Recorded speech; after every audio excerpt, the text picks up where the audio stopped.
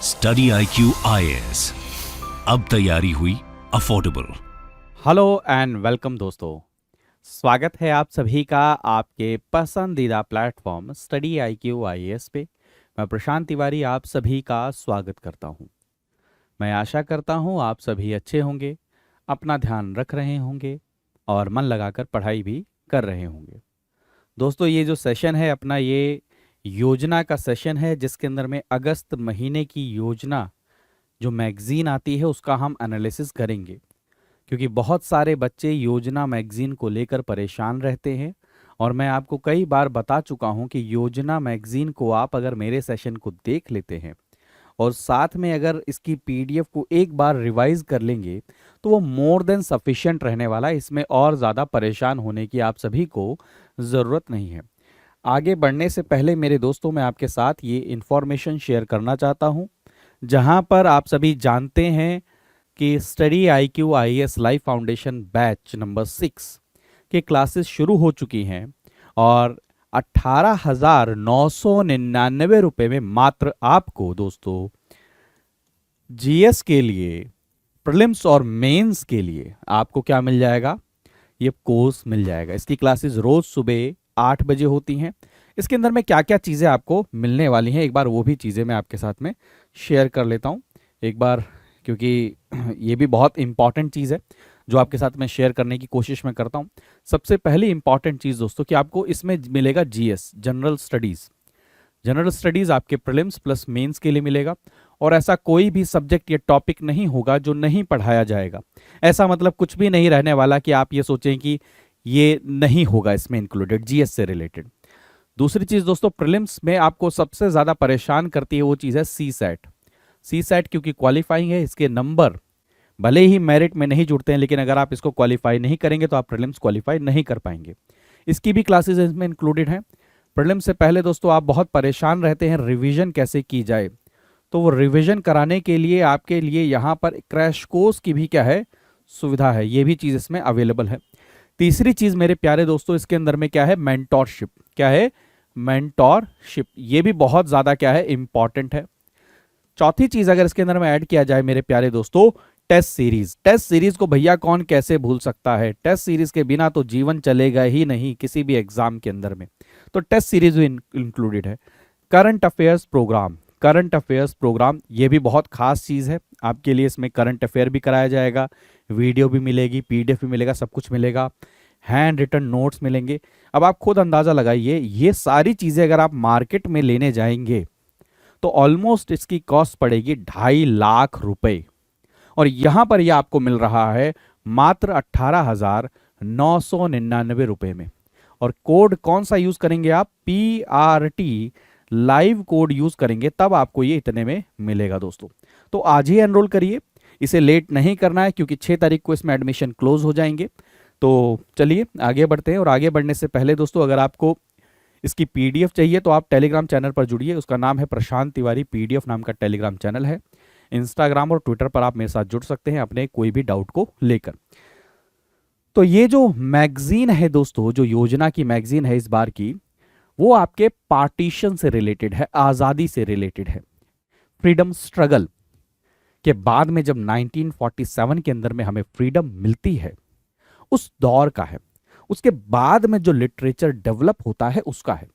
और अगर मैं आपका ध्यान थोड़ा सा आकर्षित और केंद्रित करने की कोशिश करूं तो इस बार का अगर आप सभी ने एस्से का पेपर देखा होगा, वहां पर आपने देखा होगा पोएट्स का जिक्र होता है कि पोएट्स जो हैं अनरिकॉग्नाइज्ड लेजिस्लेचर है वर्ल्ड के अंदर में। अब मैं पोएट के एम्बिट को और बढ़ा देता हूं, राइटर हो गए, क्रिटिक हो गए, वो उस समय की सोसाइटी के अंदर में चल रही चीजों के बारे में लिखते हैं और साथ में ही उनके द्वारा लिखी गई चीजों के आधार पर सोसाइटी के अंदर में भी चीजें बिल्ड होनी शुरू होती हैं। जो लॉ कानून लाए जाते हैं वो उसी के आधार पर लाए जाते हैं। तो अब एक दूसरे को क्या कर सकते हैं, कनेक्ट कर सकते हैं। तो लिटरेचर, पार्टीशन, इन दोनों चीजों को हम इसके अंदर में पढ़ेंगे। और मेरे प्यारे दोस्तों, दरअसल योजना के अंदर में कुछ मैगजीन का अगर जिक्र है, कुछ ऑथर का अगर जिक्र है, तो वो आपके एग्जाम के लिए बाय डिफॉल्ट इंपॉर्टेंट हो जाता है। तो चलें पार्टीशन लिटरेचर की बात करते हैं। मेरे दोस्तों, अगर आप थोड़ा सा भी अगर ध्यान दें तो पार्टीशन, विभाजन से भयावह चीज कोई नहीं हो सकती, पार्टीशन से कोई खराब चीज हो ही नहीं सकती। आप सिर्फ अजूम करिए कि आपके घर में कभी ऐसा हो कि एकदम से आप यहां रहते हैं और आपको कहा जाए अब आप यहां नहीं रह सकते, दूसरी जगह रहेंगे। सिर्फ एक अजम्पशन कह रहा हूं और सिर्फ रहने का कह रहा हूं। वहां पर आपके जहन में कैसी सिरहन हो जाएगी आप सोच भी नहीं सकते। और जिन लोगों को वो हिंसा से गुजरना पड़ा, वो पलायन, वो माइग्रेशन से गुजरना पड़ा, अपना सब कुछ बना बनाया छोड़कर दूसरी जगह जाना पड़ा, सिर्फ पार्टीशन दो हिस्सों का बंटवारा नहीं हो जाता, वो अपने साथ में कल्चर को बांटता है, अपने साथ में इमोशंस को बांटता है, इंसानों को बांटता है। बहुत सारे जो कठिन परिश्रम है, जो मेहनत की गई है वहां पर बनाने में, उनको बांट देता है। तो जब आजादी हमें मिली दोस्तों, तो उसके बाद में पार्टीशन के बारे में, यानी कि विभाजन से रिलेटेड लिटरेचर, विभाजन के बारे में लिखना, विभाजन के बारे में चीजें लोगों को बताना, उनका क्रेज शुरू के कुछ दशकों तक नहीं रहा। बाद में विभाजन से रिलेटेड प्रॉब्लम्स, कितनी बड़ी बड़ी परेशानियां रही, उन सब चीजों से रिलेटेड बहुत सारी बुक्स आने लग गई, ऑटोबायोग्राफीज आने लग गई। और स्पेशली इसके अंदर में आप मिस मत करिएगा महिलाओं को, क्योंकि काफी हद तक, काफी समय तक महिलाएं चुप रहीं कि उनके ऊपर में क्या बीता। क्योंकि बहुत ऐसे इंसिडेंट्स देखने को मिलेगी, चाहे वो सेक्सुअल वायलेंस हो, चाहे वो डोमेस्टिक वायलेंस हो, या किसी भी प्रकार के वायलेंस हो, वो सारे वायलेंस देखने को मिलते हैं हमें इस पार्टीशन के अंदर में, स्पेशली महिलाओं के प्रति। तो सब कुछ जानेंगे डिटेल में इस वीडियो के अंदर में। तो पहला क्या है, पार्टीशन लिटरेचर। फिर उसके बाद में क्या है, ऐसा लिटरेचर जो क्या है, आपके जो अंग्रेज रहे उनको कैसे आपने डिफाई किया। तो हर प्रकार के लिटरेचर देखिए, आजादी के समय पर, आजादी से पहले भी चीजें लिखी गई, अंग्रेजों के खिलाफ लिखी गई, अंग्रेजों ने कैसे उनको दबाया, सप्रेस किया, कैसे एक्ट लाए, कानून लाए, वो भी पढ़ेंगे। पार्टीशन के दौरान में क्या चीजें लिखी गई, पार्टीशन के बाद में क्या चीजें लिखी गई, सब कुछ पढ़ेंगे डिटेल में इस वीडियो के अंदर में। तो बहुत अच्छा ये आर्टिकल रहने वाला है, बहुत अच्छा ये सेशन रहेगा। थोड़ा सा पेशेंस बनाकर रखिएगा, पढ़िएगा तो बहुत मजा आएगा। तो सबसे पहली बात देखिए, विश्व के अंदर में ऐसा नहीं है कि सिर्फ भारत ने ही पार्टीशन देखा हो। अगर आप देखेंगे, जर्मनी को देखें, इजराइल पैलेस्तीन को देखें, और भारत और पाकिस्तान को देखें, तो ये तीन पार्टीशन हमें सबसे ज्यादा नजर आते हैं। और उसमें भारत पाकिस्तान, तो भारत पाकिस्तान के बारे में अगर देखा जाए, या फिर हर पार्टीशन को देखा जाए, तो उन्होंने डिस्टेबलाइज किया ह्यूमन लाइफ को। और जब डिस्टेबलाइज करते हैं आप ह्यूमन लाइफ को, तो अपने साथ में बहुत सारी परेशानियां लेकर आते हैं, वेरियस प्रॉब्लम्स को लेकर आते हैं। ह्यूमन एस्पेक्ट को अगर हम देखें, उनको अगर वेरियस लैंग्वेजेस में लिखा जाए, इन परेशानियों को, उसको बोलते हैं हम पार्टीशन लिटरेचर। यानी कि जब विभाजन हुआ, उससे रिलेटेड परेशानियों को जब लिखा गया, पढ़ा गया, उन्हें समझाया जाए, दर्शाया जाए, उसको बोलते हैं पार्टीशन लिटरेचर। तो partition literature was started with the advent of nation state and end of the colonial rule. जब हमारे यहां से ब्रिटिश गए, कॉलोनियल रूल एंड होता है, और हमारे यहां पर दोस्तों भारत का विभाजन हो जाता है दो अलग अलग नेशन के अंदर में। और उसके बाद में क्या होता है, ये पार्टीशन लिटरेचर वहीं से ही शुरुआत हो जाती है। लेकिन दोस्तों ये मैंने आपको बताया कई दशकों तक, यानी कि 1947 तक दोस्तों, 1947 के बाद में 1970 तक ऑलमोस्ट इसको इतना ज्यादा रिकॉग्नाइज नहीं किया गया। लेकिन 1970 के बाद में ये ज्यादा डेवलप होना शुरू हुआ। और इसके अंदर में उस समय क्या क्या चीजें हुई, दोनों साइड पर क्या क्या इंसिडेंट्स हुए, क्या क्या परेशानियां हुई, सिचुएशन कितनी भयावह थी, ये सब चीजें इसके अंदर में देखने को हमें मिलती हैं दोस्तों। तो ये सारी चीजें हम देखेंगे इसके अंदर में। तो today partition literature is studied in several university. यानी कि आप सोचने की कोशिश करिए, एक समय ऐसा रहा कि 3 डिकेड तक पार्टीशन से रिलेटेड लिटरेचर को हमने एक्सेप्ट नहीं किया, और उसके बाद में अब ऐसा समय आ चुका है, ये इतना ज्यादा डेवलप हो चुका है कि कई सारी यूनिवर्सिटीज में इसको पढ़ा जा रहा है, पढ़ाया जा रहा है। तो कुछ एग्जाम्पल हैं, जैसे घसन कनफानी जी का मैन इन द सन 1962 में लिखा गया, पैलेस्तीन और इजराइल से रिलेटेड ये पार्टीशन है। सलमान रुश्दी मिडनाइट चिल्ड्रन 1980 में इंडिया और पाकिस्तान से related. Seamus Deane reading in the dark, ये आयरलैंड पार्टीशन की बात करते हैं। अब आप देखिए कितने सारे अलग अलग भारत पाकिस्तान के पार्टीशन की बात की जाती है, द सागा ऑफ ड्रीम जिसको हम इलियास जी ने लिखा, ये भी चीज आप देखिए बांग्लादेश के अंदर में। ये बहुत क्लासिक एग्जाम्पल है, कभी आपको लगे तो पढ़िएगा, अच्छी चीजें हैं, पढ़ना भी चाहिए। यहां से आपको अंदाजा होगा कि जब पार्टीशन होता है तो सिर्फ और सिर्फ आप टेरिटरी को डिवाइड नहीं करते, आप इंसानों को जब बांटते हैं तो उसके साथ में कितनी परेशानियां आती हैं। द नेक्ड ट्री, ये आपका कोरियन पार्टीशन के बारे में। पाक वानसू, गीतांजलि श्री, हिंदी नोवेल, ये बहुत ज्यादा इंपॉर्टेंट है। अब आपके एग्जाम में ये फैक्ट आ सकता है, रेत समाधि, टॉम्ब ऑफ सैंड, अगर रेत समाधि को इंग्लिश में हम ट्रांसलेट करें तो ये क्या हो जाता है, टॉम्ब ऑफ सैंड। 2018 के अंदर में ये इंडियन पार्टीशन के बारे में जिक्र करता है। तो ये खास क्यों है, ये खास इसलिए है दोस्तों, ये पहली नॉवल बनी जो इंडिया के अंदर में हिंदी में लिखी गई, किसमें, हिंदी में लिखी गई, उसको ट्रांसलेट किया गया इंग्लिश के अंदर में, इंडियन लैंग्वेज में लिखी गई और उसको ट्रांसलेट किया गया इंग्लिश लैंग्वेज में, और उसने ने बुकर प्राइज जीता। इसलिए बहुत ज्यादा इंपॉर्टेंट हो जाता है कि 2022 के अंदर में, एक तो आपसे क्वेश्चन डायरेक्ट पूछा है 2022 के अंदर में बुकर प्राइज किसने जीता, तो आप याद रखिएगा गीतांजलि श्री की जो किताब थी रेत समाधि, जिसको इंग्लिश में जब ट्रांसलेट किया गया तो क्या है, टॉम्ब ऑफ सैंड, उसने जीता बुकर प्राइज। और ये पहली किताब है जो इंडियन लैंग्वेज से ट्रांसलेट करके उसको बुकर प्राइज मिलता है, तो इसलिए इंपॉर्टेंट हो जाता है। ये भी पार्टीशन से रिलेटेड है। और एग्जाम्पल देखिए, ठीक है। अब भारत के अंदर में अगर हम बात करते हैं तो भारत का जो हिस्सा है पूरा, अगर 1947 से पहले देखें तो भी उससे पहले भी एक विभाजन हमें देखने को मिलता है 1905 के अंदर में, और वो ट्राइड एंड टेस्टेड, उसको फिर इंप्लीमेंट किया गया 1947 में अंग्रेजों के द्वारा। उन्होंने 1905 में बंगाल का क्या क्या विभाजन किया, और उस समय पर भी दोस्तों बहुत बहुत एक प्रकार का अनरेस्ट हमें देखने को मिलता है। फिर 1947 में दो हिस्से हो जाते हैं, इंडिया एंड पाकिस्तान, और पाकिस्तान ईस्ट और वेस्ट, ये इसका भी डिवीजन होता है आपका 1971 के अंदर में, और यहां से इंडिया, पाकिस्तान और बांग्लादेश निकल कर आते हैं। तो यहां से हमें समझने को मिलेगा, इस लिटरेचर के अंदर में हम चढ़ते हैं, पढ़ेंगे जब, तो लिटरेचर क्या बताता है about the reality of refuge, psychological trauma. आप खुद सोचिए, एक शहर से दूसरे शहर में आपको रिफ्यूज लेने जाना पड़ता है, एक शहर से दूसरी, आप खुद सोचिए, यहां से इधर, इधर से इधर, कितना ज्यादा, मतलब आप सोचिए कि कितने लोगों का माइग्रेशन होता है। और जब ये माइग्रेशन होता है दोस्तों, तो कितने बड़े साइकोलॉजिकल ट्रॉमा से लोगों को गुजरना पड़ता है, उनको अपने अपने सामानों को लेकर, अपने आप को लेकर, सारी चीजों को लेकर एक दूसरे से दूसरी जगह क्या करना पड़ता है, पलायन करना पड़ता है। मैं बार बार आपको कहता हूं, माइग्रेशन, गालिब कौन चाहता है अपने घर से दूर जाना, वो तो पेट की मजबूरी है, वो अलग बात है।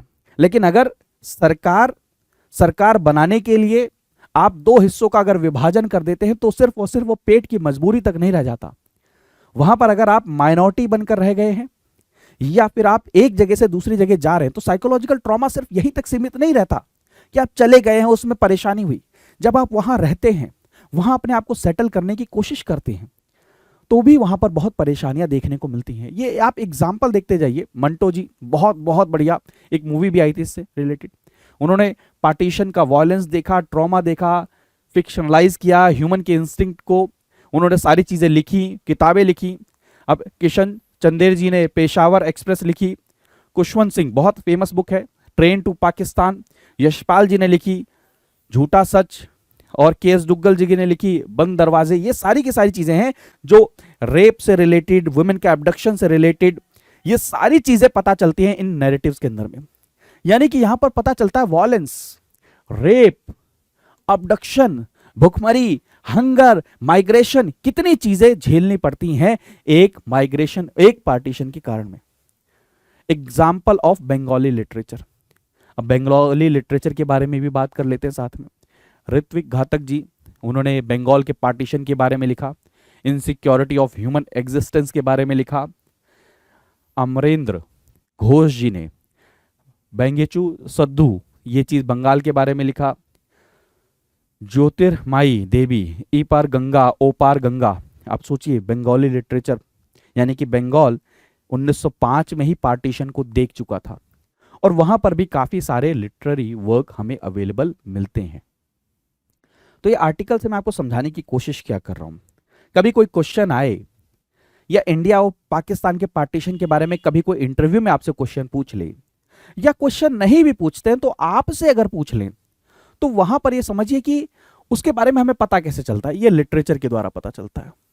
ठीक है, तो हिस्टोग्राफी अगर देखें तो आप ये चीज समझने की कोशिश करिएगा कि भारत और पाकिस्तान के पार्टीशन के बारे में ज्यादातर जो चीजें रही शुरू में वो रियल नहीं रही, ज्यादातर वो पॉलिटिकली क्या रही, इन्फ्लुएंस रही। लेकिन कुछ चीजें हमें मिलती हैं जो जैसे डॉक्टर भीमराव अंबेडकर जी का मिलता है, जो नॉन फिक्शनल है, उसको बताया जाता है ट्रू और रियलिटी बताई गई। पाकिस्तान और partition of India, doctor Shyama Prasad Mookerjee लिखते हैं awake Hindustan. Penderel Moon ji लिखते हैं क्या नाम है, डिवाइड एंड क्विट। मौलाना अब्दुल कलाम साहब लिखते हैं इंडिया विंस फ्रीडम। हिरणमोय बंदोपाध्याय जी लिखते हैं क्या नाम है, उद्बस्ती इन बंगाली। ये सारी चीजें लिखी जाती है। अब आपसे क्वेश्चन देखिए प्रीलिम से तो ये पूछा जा सकता है, मैच द फॉलोइंग आपसे पूछ लेंगे, पाकिस्तान और partition of India written by, तो ये पूछ लेंगे, या फिर आपसे पूछ लेंगे अवेक इन हिंदुस्तान, ये किसने लिखा, डिवाइड एंड क्विट किसने लिखा, इंडिया विंस फ्रीडम, ये आ सकता है मौलाना अब्दुल कलाम जी से रिलेटेड। ये तो फैक्ट हो गए, लेकिन यहाँ से आपको लिटरेरी ये सब चीजें भी देखनी पड़ेंगी। फेमिनिन पर्सपेक्टिव को भी देखें, अगर देखा जाए शुरू के अंदर में इंडिपेंडेंस के बाद में वुमेन से रिलेटेड लिटरेचर ज्यादा हमें मिलते नहीं है, लेकिन बाद में धीरे धीरे विमेन ने क्या क्या परेशानियां देखी, विमेन से रिलेटेड लिटरेचर भी हमें देखने को मिलते हैं। जैसे Urvashi Butalia ji the other side of silence, बहुत इंपॉर्टेंट चीज है, voices from partition of India. Ritu Menon ji लिखती हैं border and boundaries. Jashoda Bakshi ji लिखते हैं ट्रॉमा एंड ट्रम्प। ये चीजें इंपॉर्टेंट हैं, ये चीजें नोट करिए इनको, कि आप इनका रेफरेंस दे सकते हैं कि सिर्फ ह्यूमन ही नहीं, ह्यूमन के अंदर में विमेन, जब हम उन्हें देखते हैं तो उनको कितनी चीजें देख हम अंदाजा भी नहीं लगा सकते उस पार्टीशन से उनको किन किन फेज से होके गुजरना पड़ा होगा। ठीक है, तो कंक्लूजन क्या है, study of partition literature has given rise to new genres like. अब देखिए आप पार्टीशन को जब पढ़ते हैं तो पार्टीशन को सिर्फ क्या कहानी के रूप में पढ़ रहे हैं क्या, नहीं, आप उससे पता लगा रहे हैं कि सोसाइटी में क्या क्या इंपैक्ट होते हैं। जैसे बॉर्डर लैंड स्टडीज के बारे में आपको पता चलता है, माइग्रेशन के इश्यूज पता चलते हैं, दलित स्टडीज पता चलती हैं, ये सब चीजें हमें पता चलती हैं। क्यों? क्योंकि हम पार्टीशन के लिटरेचर को जो पढ़ते हैं। तो ये बहुत इंपॉर्टेंट एक एस्पेक्ट है, कहते हैं ना हिस्ट्री रिपीट्स इटसेल्फ। तो हिस्ट्री को अगर रिपीट होने से आप रोकना चाहते हैं तो हिस्ट्री के बारे में आपको पता होना चाहिए। तो इस लिटरेचर के माध्यम से हमें वो हिस्ट्री के बारे में क्या है दोस्तों पता चलता है। अब आगे आते हैं, अगला टॉपिक है लिटरेचर डिफाइंग द राज। और ऑलरेडी जो मैंने ऐसे में आपको बताया कि पोएट हो, राइटर हो, क्रिटिक्स हो, ये उस समय सोसाइटी में जो चल रही हैं चीजें, उनको अपने किताबों के माध्यम से, अपने लेखों के माध्यम से क्या है आईने की तरह हम सभी के सामने रखते हैं, सोसाइटी के सामने रखते हैं। और उनके एक्शन और रिएक्शन में कई बार उनको सप्रेस करने के लिए लेजिस्लेशन लाए जाते हैं, कई बार उन इश्यूज को समझकर उनके लिए अच्छे लेजिस्लेशन लाए जाते हैं कि हाँ ये समस्या है, इसको करा जाए। तो ऐसे वाला लिंक करिएगा।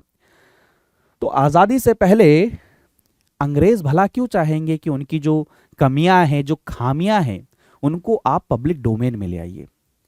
तो जब आजादी से पहले हम लिखने की कोशिश करते हैं, हम लिटरेचर की बात करते हैं, मैगजीन की बात करते हैं, जर्नल्स की बात करते हैं, तो बहुत इंपॉर्टेंट रोल ये रहा कि ज्यादातर समय पर ब्रिटिश ने उसको दबाने की कोशिश करी, सप्रेस करने की कोशिश करी। तो अगर देखा जाए ब्रिटिश ने कई सारे लॉज लेकर आए सप्रेस करने के लिए इंडियन प्रेस को। 1857 से पहले अगर फेज में चले जाएं तो सेंसरशिप ऑफ प्रेस एक्ट लेकर आए 1799 में लॉर्ड वेलेस्ले के द्वारा। ये डायरेक्ट फैक्ट आएंगे आपके एग्जाम में। इसमें कहा गया कि अगर कोई ब्रिटिश के अगेंस्ट में आर्टिकल है उसको कैसे सेंसर कर दिया जाए जिसके कारण में वो उनके पास भी ना पहुंचे। फिर लाइसेंसिंग रेगुलेशन एक्ट 1823 कि हर कोई अपना प्रिंटिंग ना लगा ले, वहां से रिलेटेड पब्लिकेशन। देखिए पब्लिकेशन क्या होगा, अगर पब्लिकेशन हो रही है तो इसका मतलब वो क्या है, लोगों तक जाएगी, लोग पढ़ेंगे। अब लोग जब पढ़ेंगे तो क्या होंगे, उनमें अवेयरनेस आएगी, उनमें अवेकनेस आएगी, वो समझेंगे कि ब्रिटिश क्या क्या कर रहे हैं, कहां कहां पर उनके फंडामेंटल राइट का क्या हो रहा है, वॉलेशन हो रहा है। तो इसलिए लाइसेंसिंग रेगुलेशन ले आए। फिर प्रेस एक्ट लेकर आए चार्ल्स मेटकैफे एक्ट, जिसको आप 1835 बोलते हो। फिर लाइसेंसिंग एक्ट 1857 लेकर आए। और आपको पता होगा लाला लाजपत राय जी को बर्मा भेज दिया गया था 1818, जो रेगुलेशन थर्ड एक्ट था उसके अंडर में। क्या है, प्लीज याद रखिएगा, लाला लाजपत राय जी को एक एक्ट था उनका, रेगुलेशन 3 ऑफ 1818, ये एक्ट था, उसके बेसिस पर क्या किया था, लाला लाजपत राय जी को बर्मा भेज दिया गया था जेल में। एक तरीके से वो कोशिश ये करना चाह रहे थे, ये कोशिश उनकी शुरू से रही कि जो भी चीजें घट रही हैं, जैसे मैं आपको एग्जांपल बताऊं, अगर वहां पर फामाइन चल रहा है, भूखमरी चल रही है, तो वो ये कहते थे कि इसके बारे में लिखो मत, वर्ल्ड को पता चलेगा, वर्ल्ड को पता नहीं चलना चाहिए, इसलिए वो सेंसरशिप करते थे, सारी चीजों को क्या करते थे, सेंसर कर देते थे। तो 1857 से पहले देख लिया, 1857 के बाद देखा जाए तो कई सारे न्यूज़पेपर को जो इंडियन लैंग्वेज में थे उनको क्या किया गया, बैन कर दिया गया, पेनलाइज किया गया। जब 1857 की जब वॉर चल रही थी, उस समय पर फ्रीडम स्ट्रगल जब चल रहा था, तब कई सारे न्यूज आर्टिकल्स लिखे गए, कई सारे न्यूज़पेपर ने लिखा, तो उनको या तो बैन कर दिया गया, ये कहा गया भाई साहब अब आपके ऊपर पेनल्टी लगेगी। मिर्जा बेदार बख्त, प्लीज याद रखिएगा, ठीक है, an editor of the Payam e Azadi paper was publicly hanged for supporting the war. आप सोचिए, और ये अब जाके ह्यूमन राइट्स की बात करते हैं, फंडामेंटल राइट्स की बात करते हैं, फ्रीडम ऑफ एक्सप्रेशन स्पीच की बात करते हैं, ये ब्रिटिश, जहां पर सिर्फ लिखने के लिए publicly hanged for supporting the war.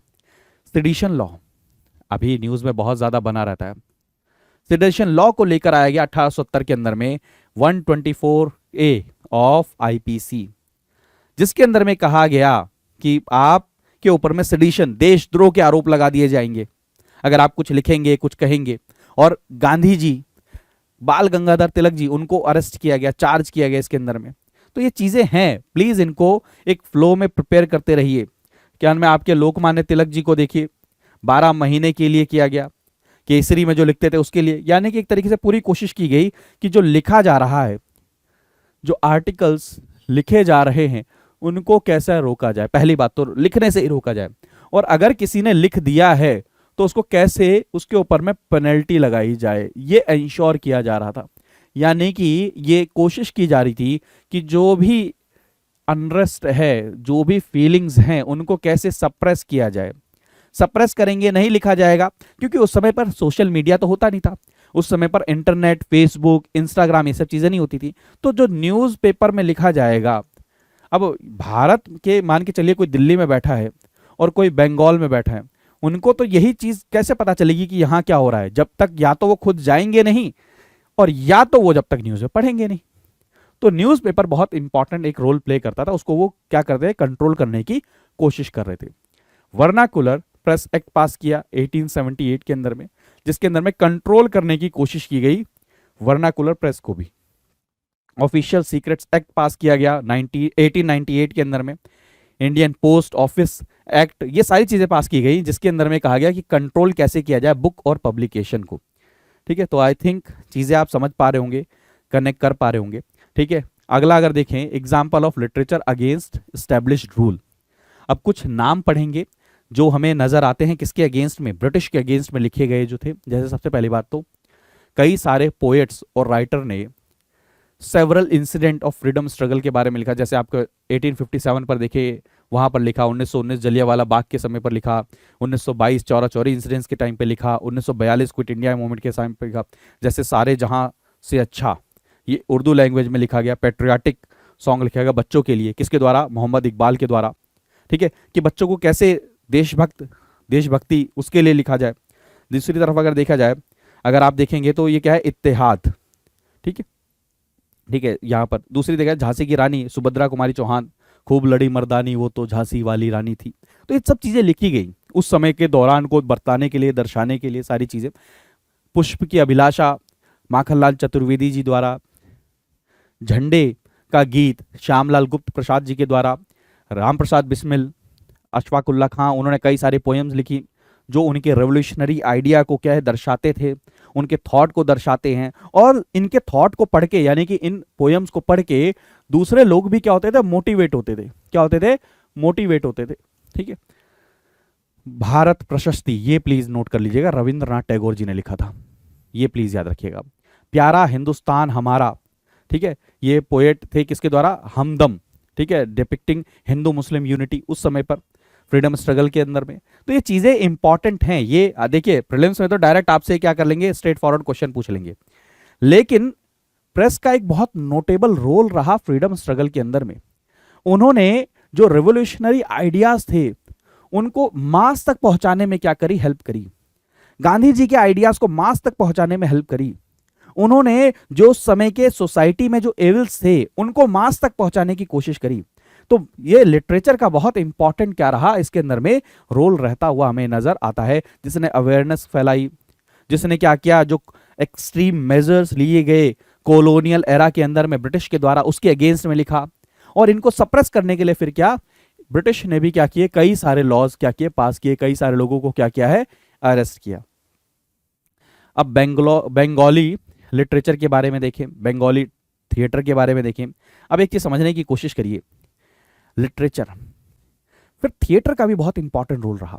नाटक, सभाएं, रंगमंच, इन लोगों ने भी, इन इवेंट्स ने भी हमारे फ्रीडम स्ट्रगल के अंदर में बहुत इंपॉर्टेंट रोल प्ले किया। कई कई ऐसे नाटक भी रहे जहां पर उनके अंदर में ऐसे थिएटर किए गए कि ब्रिटिश को क्लियर कट दिखाया गया कि वो कैसे सप्रेस कर रहे हैं, कैसे ऑप्रेस कर रहे हैं। ऐसे नाटकों को भी रोकने के लिए ब्रिटिश ने बहुत ज्यादा कोशिश करी, और इसका एक बहुत इंपॉर्टेंट हिस्सा ऐसे थिएटर्स का बंगाल के अंदर में रहा। ड्रामेटिस्ट इंस्पायर्ड पेट्रोटिज्म, देशभक्ति की भावना जगाना, नाटक से बढ़िया क्या चीज हो सकती है। Encouraged participation in the freedom struggle. आप खुद सोचिए कि आप मास को, कई सारे लोग ऐसे भी होंगे जो पढ़ नहीं सकते, लिख नहीं सकते, तो उनके अंदर में अगर अवेयरनेस फैलानी है, जो कॉलोनाइजेशन के अगेंस्ट में करना है आपको, अगर उनको यूनाइट करना है, तो उसके अंदर में ड्रामा, नाटक, इन्होंने बहुत इंपॉर्टेंट रोल प्ले किया। आप यूनिटी की भावना, आप वहां पर क्या लेकर आ रहे हैं, आप क्या नाम है, एंटी ब्रिटिश जो सेंटिमेंट्स है उनको जगा रहे हैं, पेट्रियटिज्म की भावना जगा रहे हैं, सारी चीजें आप कर रहे हैं, ठीक है, सारी की सारी चीजें की है। और वहां पर फिर बंगाली पब्लिक थिएटर का बहुत इंपॉर्टेंट रोल रहा, ठीक है। कलकत्ता और बॉम्बे में शुरू होता है 18th सेंचुरी के अंदर में, और फिर ये सारे के सारे क्या होते हैं, ऑलमोस्ट ये जो क्या नाम है आपके जो कंटेम्प्रेरी इश्यूज थे, जैसे विडो मैरिज, पॉलीगैमी, आपका class and racial operation, many more चीजें इन शोज में दिखने लगे, इन थिएटर्स में हमें दिखने लग गए।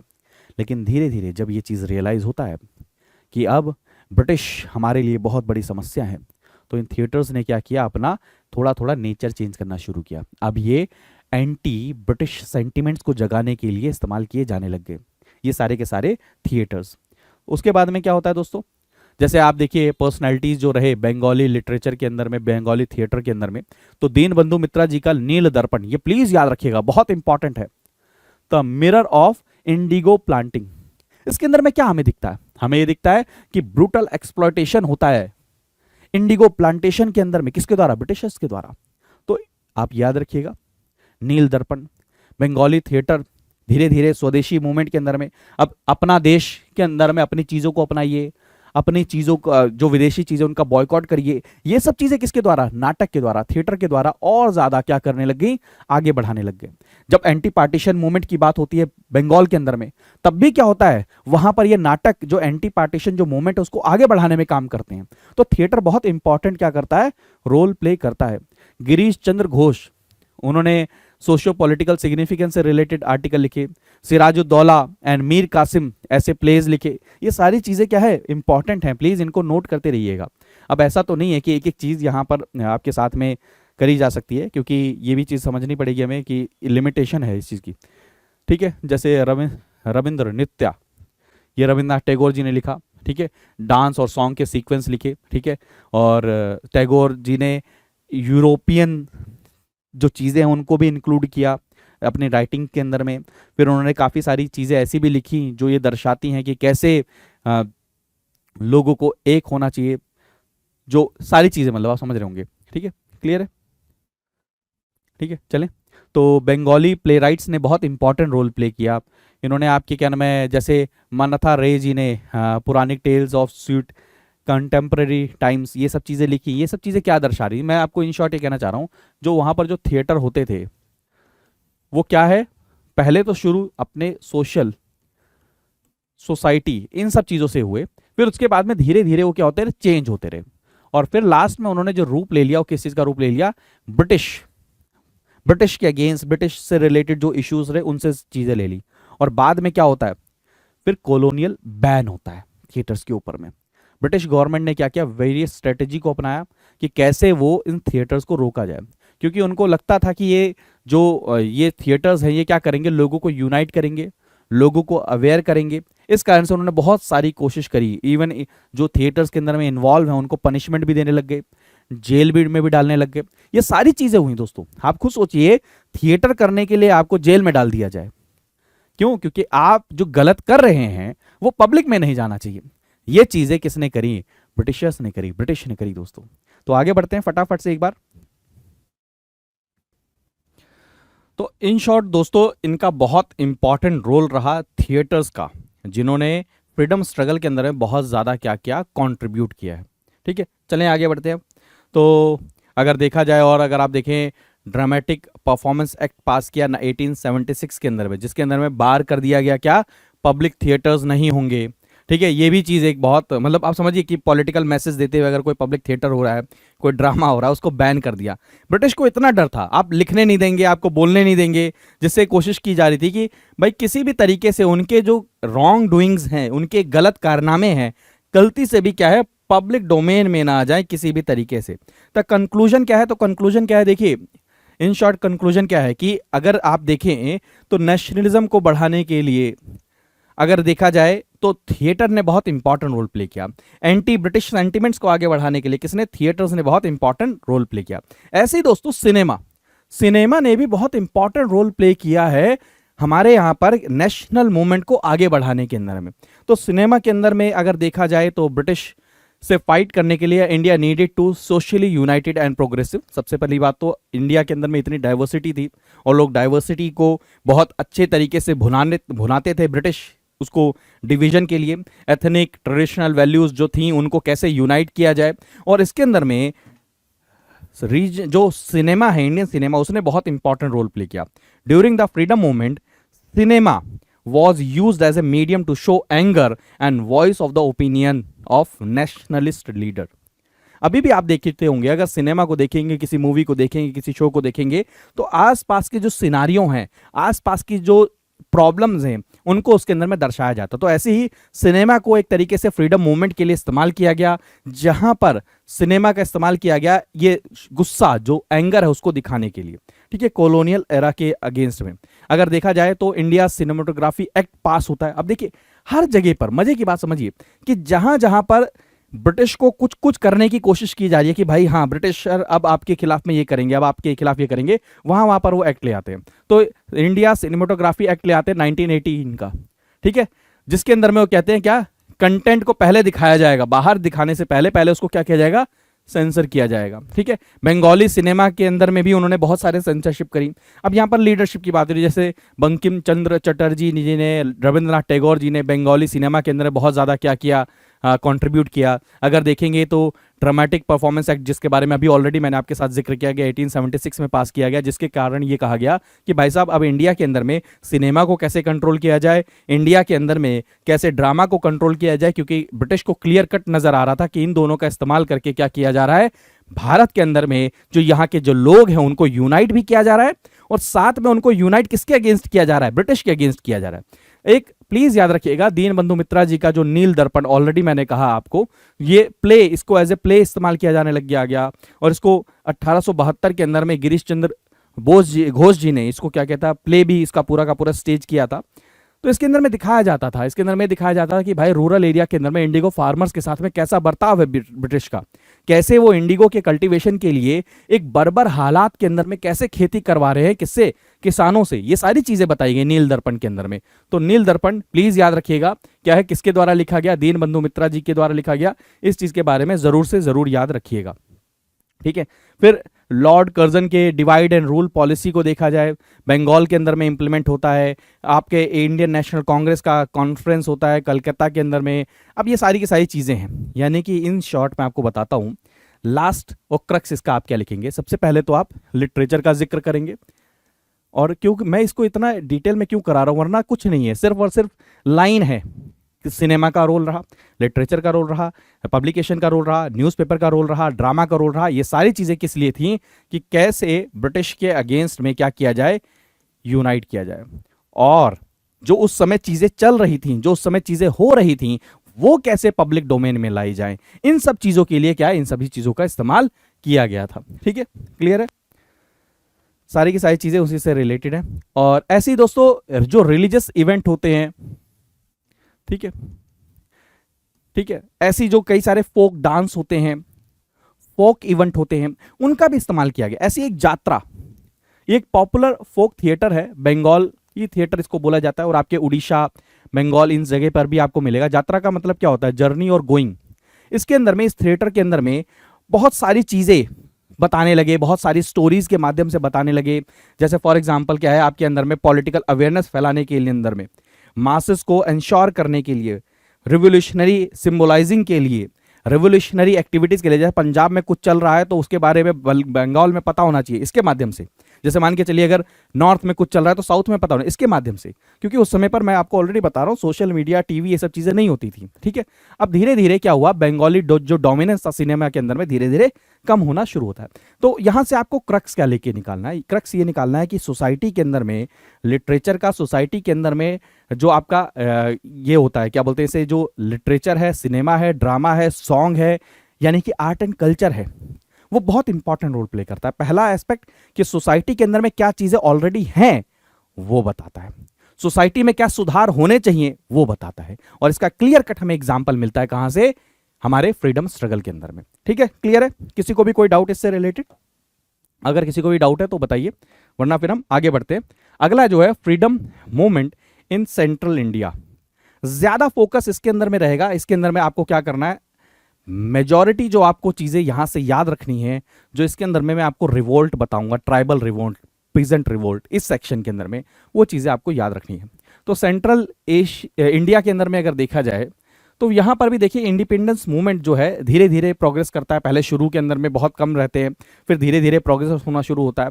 और सबसे ज्यादा अगर देखा जाए तो ब्रिटिश ने क्या गलती करी, जो ट्राइबल एरिया थी वहां पर इंटरफेयर करना शुरू किया।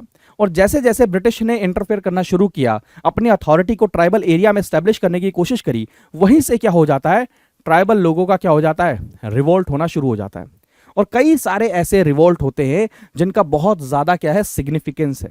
जैसे पहला अगर आप देखें फ्रीडम मूवमेंट इन छत्तीसगढ़, अगर देखें तो ईस्ट इंडिया कंपनी ने छत्तीसगढ़ को एनेक्स करने की कोशिश करी बैटल ऑफ प्लासी के बाद में। उसके बाद में क्या होता है आपको पता है, forest act, forest right act, बहुत सारी चीजें, फॉरेस्ट के जो आइटम होंगे, फॉरेस्ट के जो रिसोर्सेज होंगे, उनका कौन यूज कर पाएगा, कौन यूज नहीं करेगा। ट्राइबल को, जो पॉपुलेशन पिछले हजारों साल से वहां रह रहे थे, उनको उनके राइट से वंचित कर दिया गया। बहुत सारी चीजें हुई। ठीक है, तो वहां पर बहुत सारे क्या होते हैं, मराठा रूलर पहले तो कंट्रोल कौन, मराठा रूलर ही कर रहे थे, फिर धीरे धीरे ब्रिटिश उसके अंदर में आने लग गए। वहां पर सक्सेशन उनका 1800 के आसपास में, तब आप जिक्र करेंगे मुंडा जी का, वहां पर जिक्र करेंगे। ठीक है, तो ये सारी की सारी चीजें होती हैं। तो वहां पर क्या है, अभी आप देखने की कोशिश करेंगे कि कौन कौन से रिवोल्ट होते हैं यहाँ पर, कौन कौन से रिवोल्ट होते हैं। जैसे सबसे पहली बात तो आप वहां पर देखिए हल्बा रिबेलियन। हल्बा रिबेलियन अगर आप देखें 1774 से 1779 के अंदर में आपको देखने को मिलता है। बस्तर जो छत्तीसगढ़ का सदर्न इलाका है ना, उधर की तरफ में आपको देखने को मिलता है कि वहां पर कैसे कैसे चीजें मिलती हैं। ठीक है, तो प्लीज याद रखिएगा, Halba rebellion, this was first rebellion against British in India and king Ajmer Singh of Bastar was the first martyr, शहीद हुए थे। दूसरा क्या, कोल रिबेलियन 1831 के अंदर में। तारापुर रिबेलियन, प्लीज याद रखिएगा, रूलर ऑफ तारापुर। ठीक है, भूपल देव जी ने कहा कि हम भाई क्या नाम है, नहीं मानते, टैक्स नहीं लेंगे। ठीक है, और ब्रिटिश के साथ में उनका हुआ। ठीक है, आपके नागपुर एरिया के पास में। तो ये कुछ इवेंट्स हैं जिनको क्या करिएगा, आप नोट करते रहिएगा। जैसे दंतेवाड़ा रिवोल्ट है 1842 का, जिसके अंदर में जो ब्रिटिश ने ऑर्डर दिया, किस चीज से रिलेटेड, ह्यूमन सेक्रीफाइस से रिलेटेड। अब आपको पता है, मैं ऑलरेडी कई बार पढ़ाता हूं कि कई कस्टम और रिचुअल्स ऐसे होते हैं जहां पर अगर आप इंटरफेयर करना शुरू करेंगे तो भी रिवोल्ट होता है। तो ये कस्टम और रिचुअल्स थे जहां पर ह्यूमन सेक्रीफाइस था। ठीक है, उसके अगेंस्ट में दंतेवाड़ा में क्या हुआ, ये कहा गया कि नहीं भाई साहब ये चीज नहीं हो पाएगी। तो उसके कारण में क्या हुआ, ब्रिटिश ने आगे क्या किया, वहां पर रिवोल्ट किया। ऐसे आप देखेंगे कहां पर, सोनाकन में। ठीक है, नारायण सिंह जो ट्राइबल लैंडलॉर्ड थे ऑफ सोनाकन रायपुर के अंदर में, उन्होंने अपनी आर्मी बना ली थी ट्राइबल यूथ की, ठीक है, और उन्होंने बहुत तगड़ी जानदार लड़ाई करी थी। उसके बाद में वहाँ पर क्या हुआ था, उनको पब्लिकली रायपुर में 10 दिसंबर 1857 के अंदर में क्या किया गया था, उनको फांसी पर लटका दिया गया था। ठीक है, तो याद रखिएगा, उनको अभी भी वीर का टाइटल यहाँ पर है भारत के अंदर में। ठीक है, एक और चीज़, मुरिया राज जी को देख लीजिए। ठीक है, आर्म रेबुलियन हुआ मुरिया राज 1910 के अंदर में।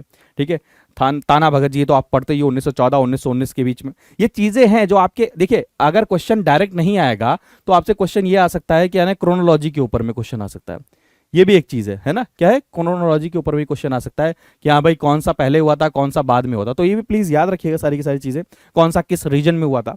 तो यहाँ पर एक चीज़ समझिए कि हिस्ट्री ऑफ इंडिया के फ्रीडम स्ट्रगल के अंदर में अगर आप ट्राइबल पीपल, ट्राइबल जो पॉपुलेशन है उनके, ट्राइबल जो अवेकनेस है, ट्राइबल कॉन्शियसनेस है, ट्राइबल जो रिवॉल्ट है, उनके बारे में अगर आप नहीं पढ़ते हैं तो एक तरीके से आप क्या है, हिस्ट्री के अंदर में फ्रीडम स्ट्रगल को नहीं पढ़ते। आपके एग्जाम में क्वेश्चन आ सकता है कि critically examine the role of tribal in India's freedom struggle. तो आप ये सारी चीजें वहां पर मेंशन करेंगे कि कैसे अलग अलग कारणों के कारण ही एंटी ब्रिटिश जो सेंटिमेंट्स थे उनको कैसे ट्राइबल पीपल ने क्या किया, ट्राइबल जो पॉपुलेशन उन्होंने आगे बढ़ाया और कैसे उनसे फ्रंट फुट पे बिल्कुल आमने सामने फियर्स लड़ाई उन्होंने लड़ी है। ठीक है, ये चीज है। तो new system of collection of rent, steps taken to change the traditional social religious and political system, इन सब चीजों ने क्या किया, ट्राइबल को किसके अगेंस्ट लाके खड़ा कर दिया, ब्रिटिश के अगेंस्ट लाके खड़ा कर दिया। ठीक है, क्लियर है। अपने कल्चर अपने नॉर्म्स को बचाने के लिए उन्होंने क्या किया, ये रिवॉल्ट लड़े। ऐसे ही दोस्तों जब हम नॉर्थ ईस्ट के इलाके में जाते हैं तो नॉर्थ ईस्ट में भी freedom songs from the north east. अब मैंने आपको कई बार ये बताया कि गाने, कल्चर, म्यूजिक, इन्होंने बहुत इंपॉर्टेंट रोल प्ले किया है। अब मैं कितनी बार आपको बताऊं कि भाई उस समय पर सोशल मीडिया नहीं था, तो न्यूज़पेपर हो गया, गाने हो गए, थिएटर हो गया, सॉन्ग हो गए, भजन हो गए, कीर्तन हो गए, ये बहुत इंपॉर्टेंट रोल था मास अवेकनिंग के अंदर में। ठीक है, तो फ्रीडम स्ट्रगल की बात करते हैं नॉर्थ ईस्ट के अंदर में, तो वहां पर क्या है, ब्रिटिश ने क्या किया, इस एरिया को ऑक्यूपाई करना शुरू किया। फर्स्ट एंग्लो जो बर्मीज वॉर थी 1826 के बाद में इन्होंने इसको ऑक्यूपाई करना शुरू किया। इन्होंने आसाम के ऊपर में इन्वेजन किया, मणिपुर के ऊपर में, आसाम और मणिपुर में 3 बार इन्वेजन किया, 1817, 1819 और 1821। प्लीज याद करिएगा इसे। ठीक है, और उसके बाद में ब्रिटिश ने वहां पर चले गए और उसी के बाद से सारी चीजें क्या है, उनके बीच में कॉन्फ्लिक्ट चलता रहा। अब जब वहां पर कॉन्फ्लिक्ट चलता रहा तो वहां पर फोक सॉन्ग्स ने बहुत इंपॉर्टेंट रोल प्ले किया। ठीक है, फोक सॉन्ग्स ने बहुत इंपॉर्टेंट रोल प्ले किया सोशल मैसेज देने के लिए। ठीक है, क्योंकि वहां पर जो लिटरेसी रेट था वो बहुत कम था। अब फोक सॉन्ग ही एकमात्र ओनली क्या था, मैकेनिज्म था मैसेज को ट्रांसमिट करने का, क्योंकि उनके पास में अपनी कोई स्क्रिप्ट भी नहीं थी, तो पढ़े क्या लिखे क्या, तो वहां पर क्या है, गाने, फोक सॉन्ग्स। और इन्होंने वहां पर यूनिटी के अंदर में, जो कम्युनिटीज के अंदर में यूनिटी लाने का, कम्युनिटीज के अंदर में मैसेज पहुंचाने का बहुत इंपॉर्टेंट रोल प्ले किया। Folk songs of various genres spread the news far and wide and freedom loving and patriotic people began singing about their heroic deeds. ठीक है, क्लियर है। सो मैनी सॉन्ग्स उस समय पर हमें निकल कर आते हैं, पावरफुल सॉन्ग्स निकल कर आते हैं, सारी चीज़ें होती हैं। ठीक है, तो अगर आप देखें कई सारे सॉन्ग पीपल ने क्या किया, वहां पर गाने शुरू कर दिए, बलदास गाने शुरू कर दिए। ठीक है, Gomdhar Konwar leader of the first resistance movement in Assam 1828 के अंदर में, मनी राम दीवान जी हीरो ही ऑफ 1857 वॉर ऑफ इंडिपेंडेंस, काफ़ी सारे लोगों के बारे में, इन सभी के बारे में बोलने लग गए, इन सभी के बारे में हीरोइक इनके बारे में गाने लग गए। तो इतना ज़्यादा मैं डिटेल में नहीं जाऊँगा, इन शॉर्ट आपको ये करना है कि क्योंकि नॉर्थ ईस्ट इलाके में जब हम जाते हैं तो वहाँ पर ये नज़र आता है कि कोई लैंग्वेज, कोई स्क्रिप्ट, कॉमन चीज़ नहीं रही। अब जब नहीं रही तो वहाँ पर कैसे मैसेज पहुँचाया जाए, कैसे लोगों तक किसी चीज़ों को कनेक्ट किया जाए, तो उसके अंदर में दोस्तों ये सॉन्ग्स ने, वहाँ पर आर्ट्स ने, वहाँ पर जो कल्चरल अमलगमेशन है उसने क्या किया, बहुत इंपॉर्टेंट रोल प्ले किया। ठीक है, डोली पुराण, ठीक है, ये था पत्र घाट मैस्केर 1894 में जो हुआ था उसके बारे में है, डोली घाट, डोली पुराण याद रखिएगा। ठीक है, और अभी भी बोला जाता है, ये बहुत इंपॉर्टेंट है ये। ठीक है, और अगर देखा जाए अंबिका गिरी राय चौधरी आसाम के जो केसरी हैं, उन्होंने कई सारे सॉन्ग उस समय पर लिखे फ्रीडम मूवमेंट के समय पर, उस समय पर। ठीक है, क्लियर है दोस्तों। ठीक है, ज्योति प्रसाद अग्रवाल जी, उन्होंने पोएट थे, उन्होंने लिखा, ये तो वो तो क्या है, वॉलंटियर के रूप में भी काम किया क्विट इंडिया के समय पर। ठीक है, ठीक है, खोंगजोंग पर्व, ये भी एक बहुत इंपॉर्टेंट है एंग्लो मणिपुर वॉर के समय पर। ये सारी चीज़ें क्या हैं, यानी कि सॉन्ग ने बहुत इंपॉर्टेंट रोल प्ले किया। तो अभी तक हम क्या क्या पढ़ चुके हैं, पार्टीशन के समय का लिटरेचर, फिर लिटरेचर का रोल और लिटरेचर को दबाने की ब्रिटिश की कोशिश, फिर उसके बाद में थिएटर, थिएटर को दबाने की कोशिश, फिर सिनेमा, सिनेमा को दबाने की कोशिश, फिर सेंट्रल जो इंडिया है वहां पर ट्राइबल के साथ में उनका कॉन्फ्लिक्ट क्यों होता है, फिर तीसरी चीज क्या, नॉर्थ ईस्ट के एरिया में, नॉर्थ ईस्ट में कैसे फोक सॉन्ग्स ने, गानों ने, फोक डांस ने कैसे इंपॉर्टेंट रोल प्ले किया मास अवेकनिंग में, मास अवेयरनेस के अंदर में। ठीक है, ऐसे ही दोस्तों एक काजी नजरुल इस्लाम जी, एक यूथफुल रिवेलियन, उनके बारे में इस आर्टिकल है। तो जल्दी से इनके बारे में पढ़ेंगे कि नेशनल फ्रीडम मूवमेंट के अंदर में जब वहां पर यूथ का इन्वॉल्व होना शुरू हो जाता है, यूथ के राइटर लिखने लग जाते हैं, यूथ जब लोगों को, दूसरों को मोटिवेट करने लग जाते हैं, वो एक बहुत बड़ा चेंज लेकर आता है। वहां से क्या होता है, मास का यानी कि बहुत बड़ी पब्लिक का क्या होता है, धीरे धीरे पार्टिसिपेशन इंक्रीज होता है। ऐसे ही दोस्तों आपके जो हैं ये काजी नजरुल इस्लाम जी, 1899 में जन्म होता है, 1976 में इनका स्वर्गवास होता है। पहले भारतीय थे, बाद में जब विभाजन हो जाता है तो बांग्लादेशी राइटर बन जाते हैं, म्यूजिशियन, पोएट है, और इनको one of the greatest poets माना जाता है बंगाली लिटरेचर के अंदर में। इन्होंने काफ़ी सारी चीज़ें लिखी, बहुत एंटी इंपीरियलिज्म, जस्टिस, इक्वालिटी, ये सब चीज़ों से रिलेटेड, ऑपरेशन, सारी चीज़ों से रिलेटेड इन्होंने क्या लिखे, आर्टिकल, सारी की सारी चीज़ें लिखी। ठीक है, विद्रोही, विद्रोही का मतलब क्या, रेवोल्यूशनरी, सोशल जस्टिस के लिए कहते थे, रेवोल्यूशनरी को भी रेबल पोएट के नाम से इनको जाना जाने लग गया।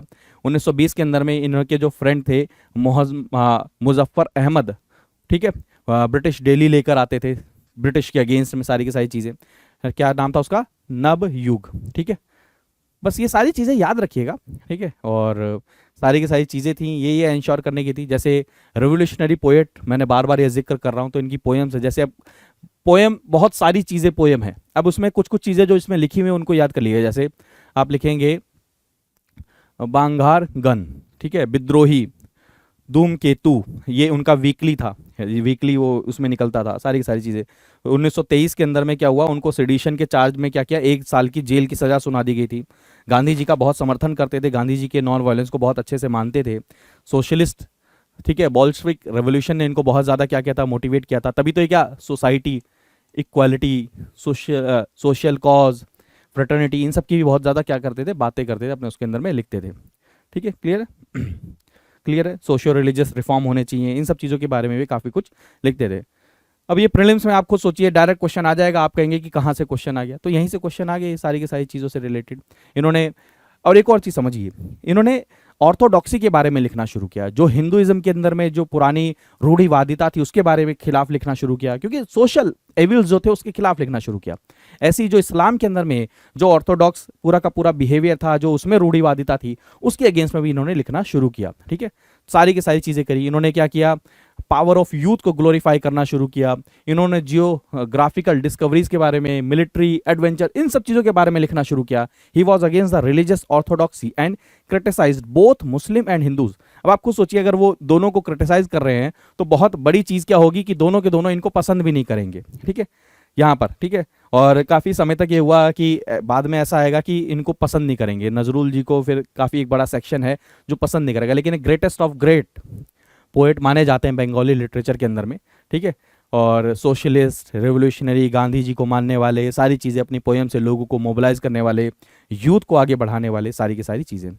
नेक्स्ट आर्टिकल है role of Hindi literature and Urdu literature.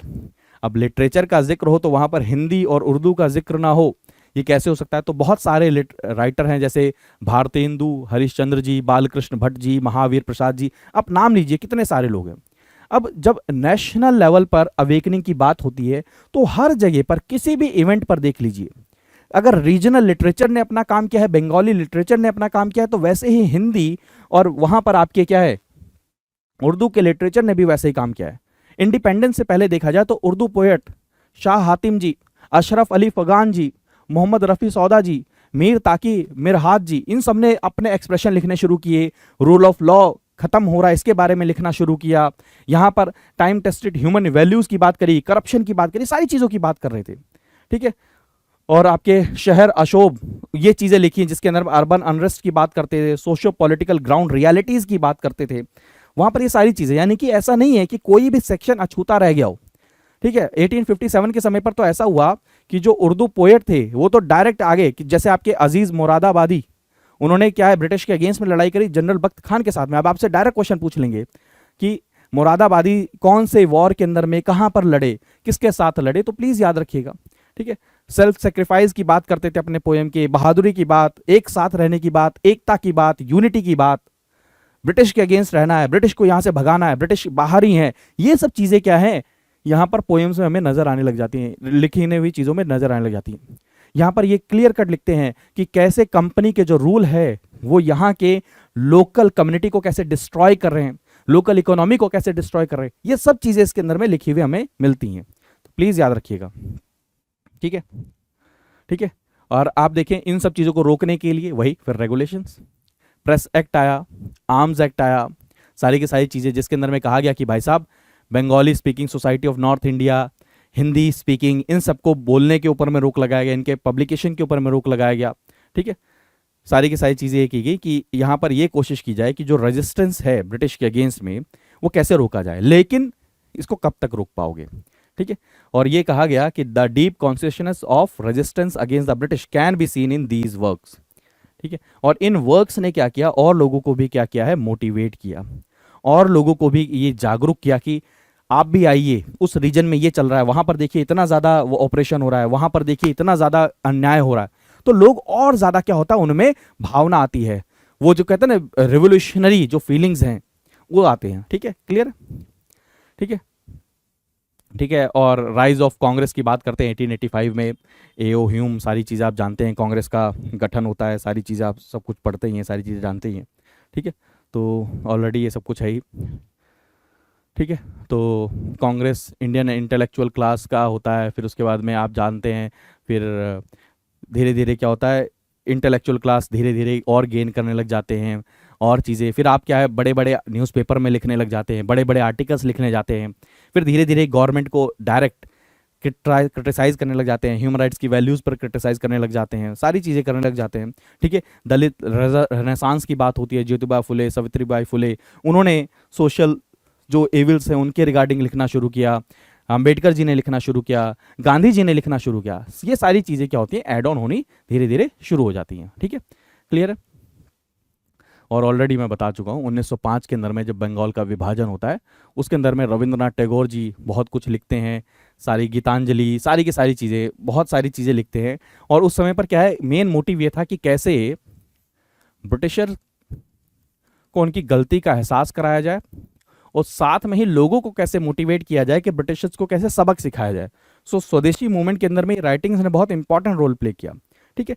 Collection of poem, Bengal की मौन कर रहा है, रो रहा है, दुख कर रहा है, विलाप कर रहा है, ठीक है। फ्यूचर कैसे आगे जाएगा, प्रोस्पेरिटी को खींच लिया है ब्रिटिश राज ने, ये सब सिंबल्स का यूज किया गया, ठीक है।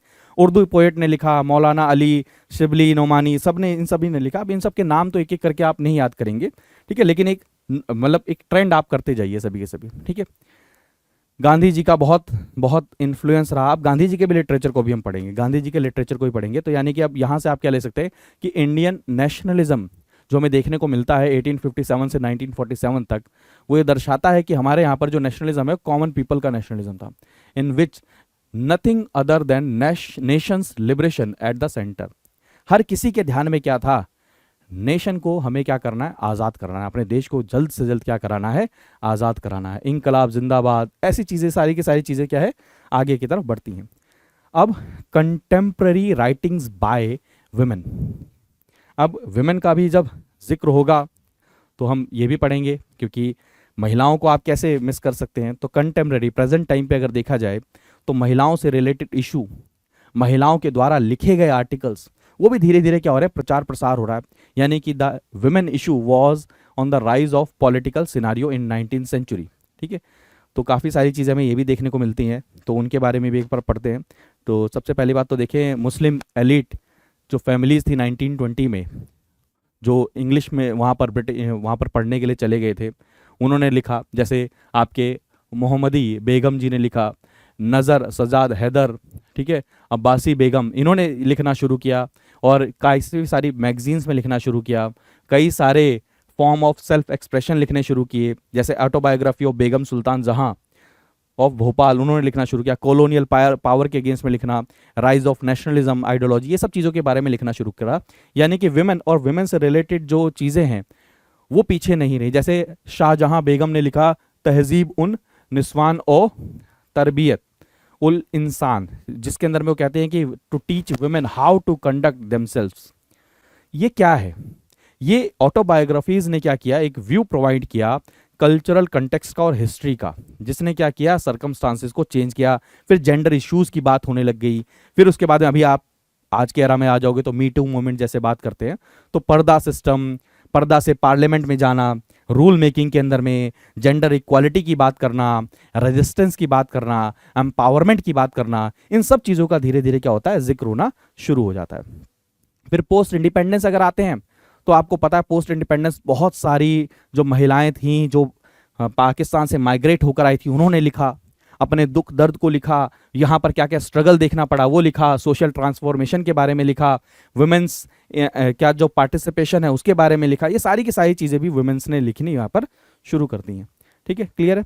तो कंक्लूजन इसका क्या है, इन रिसेंट ईयर अगर देखा जाए तो वुमेन जो है, वुमेन से लिखी हुई जो चीज़ें हैं वो क्या हो गई, बहुत इंपॉर्टेंट हिस्सा हो गई हैं रिसर्च का, और उनको क्या है जो इनकंसिस्टेंसी मानी जाती हैं सोसाइटी के अंदर में, उनको फिल करती हुई नजर आती हैं। यानी कि उनकी जो राइटिंग्स है वो एक कॉन्टिन्यूटी दर्शाती हैं कि हाँ चीज़ें क्या हो रही हैं, कैसे हो रही हैं। तो मैं आपको यही समझाने की कोशिश कर रहा हूँ इतनी देर से कि अगर आप फ्रीडम स्ट्रगल को देखेंगे तो उसमें लिटरेचर का बहुत इंपॉर्टेंट रोल है, और आज़ादी के बाद में कैसे लिटरेचर इवॉल्व हो रहा है। कि पहले के लिटरेचर में ज़्यादा क्या रहा इशू, फ्रीडम स्ट्रगल, मेन जो क्रक्स रहा वो फ्रीडम स्ट्रगल रहा। और अब देखेंगे अब सोशल जो इश्यूज हैं, रिप्रेजेंटेशन है, जेंडर इक्वालिटी, ये विमेन से रिलेटेड आर्टिकल्स में आपको देखने को मिलेगा। ठीक है, अब गांधीयन इन्फ्लुएंस की अगर बात करते हैं तो गांधीयन इन्फ्लुएंस सबसे ज़्यादा रहा, और अगर देखा जाए तो साबरमती आश्रम गुजरात विद्यापीठ गांधी जी के द्वारा फाउंड किया गया, और उन्होंने बहुत इंपॉर्टेंट रोल प्ले किया गुजरात के अंदर में, वहाँ पर फ्रीडम स्ट्रगल को आगे बढ़ाने में, फ्रीडम स्ट्रगल को और ज़्यादा पुश करने में गांधी जी का बहुत इंपॉर्टेंट रोल रहा। जैसे अगर देखिए ग्रेट स्कॉलर थे जैसे उमाशंकर जोशी, सुंदरराम, पंडित शुक्लान जी, ठीक है, मुनि, ये सब के सब क्या है, वहीं से निकल कर आते हैं, वहीं से चीज़ें समझते हैं, वहीं से चीज़ें अवेयर होते हैं, अवेकनिंग होती है। तो गांधी जी का भी बहुत इंपॉर्टेंट रहा। गांधी जी के इन्फ्लुएंस के अंदर में, उनके थॉट्स के इन्फ्लुएंस के अंदर में कई सारे पोएट्स ने पोएम लिखी, इंडियन क्वेस्ट फॉर फ्रीडम के बारे में लिखा गांधी जी से इन्फ्लुएंस होके। ठीक है, तो अगर देखा जाए गांधी जी का जो टाइम है, जो गांधी जी का एरा है, उसको हम वहाँ पे गुजराती लिटरेचर के अंदर में बहुत इंपॉर्टेंट हिस्सा मानते हैं।